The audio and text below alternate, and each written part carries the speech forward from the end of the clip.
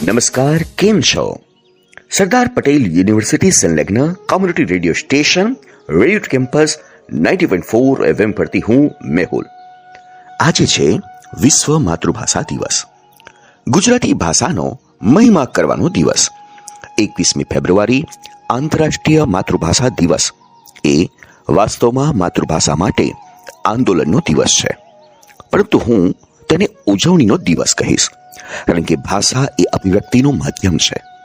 મારી માતૃભાષામાં હું મારા વિચારો અને મારી જાતને વધુ સારી રીતે સ્પષ્ટ કરી શકું છું. માતૃભાષા અને માતૃભૂમિનો અન્ય કોઈ વિકલ્પ નથી.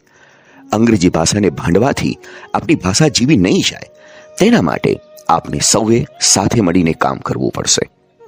જો આપ માતૃભાષાના ચાહક છો તો આજના દિવસનો હેતુ પણ આપની માતૃભાષા છે. આપણે બધા દૂર દૂરથી જોડાયેલા છે, પણ આ જોડાવા પાછળનું કારણ માતૃભાષા છે.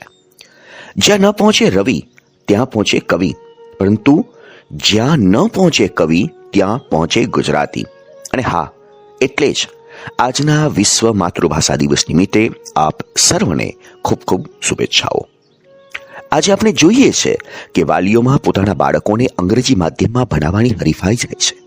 શું ગુજરાતીમાં ભણતું બાળક પ્રગતિ ન કરી શકે? શું ગુજરાતી માધ્યમનું બાળકનું કેરિયર નિષ્ફળ જાય છે? બાળક માટે કયું માધ્યમ સારું નીવડી શકે? તમે શા માટે તમારા સંતાનને અભ્યાસ માટે ગુજરાતી માધ્યમમાં મૂક્યું છે? જેવા ઘણા બધા સવાલો સ્વાભાવિકપણે મનમાં ઉદ્ભવે છે. શિક્ષણ ક્ષેત્રે કામ કરતી વિવિધ સંસ્થાઓના મારા 28 વર્ષના અનુભવના આધારે આજે મને સમજાઈ રહ્યું છે કે બાળકોને શિક્ષણ તો પોતાની માતૃભાષામાં જ મળવું જોઈએ.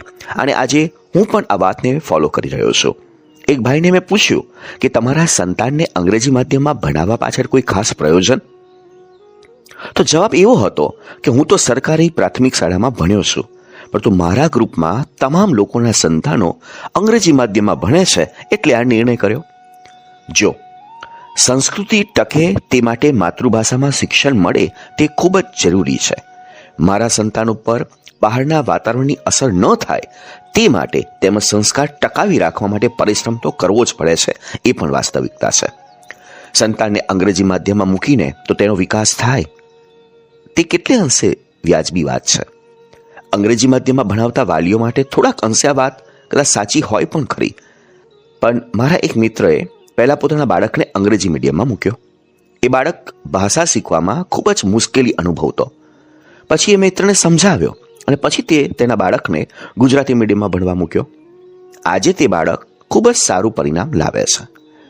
જો કે એ વાત પણ સાચી છે કે કેટલાક વાલીઓ માત્ર ને માત્ર દેખાવ અને સ્ટેટસ માટે પોતાના બાળકોને અંગ્રેજી માધ્યમમાં મૂકે છે. બાકી બાળકની વૈચારિક પ્રક્રિયા માતૃભાષાના શિક્ષણથી જ વિકસે છે. અંગ્રેજી માધ્યમમાં આર્થિક પાસું કેટલું મહત્વનું છે. જે પેરેન્ટ્સ પૈસાદાર છે તે અંગ્રેજી માધ્યમમાં ભણાવે એવું જરૂરી પણ નથી.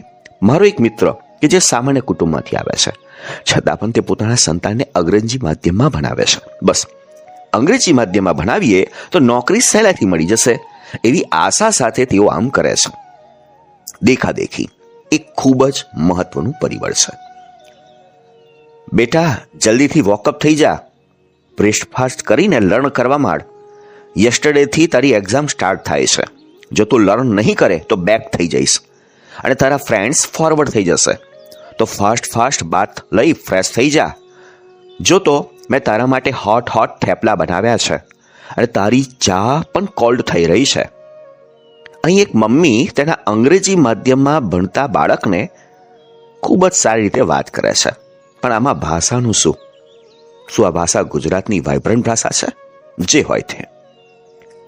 અંતમાં, અમને વાલી ગુજરાતી છે માં બોલી ગુજરાતી.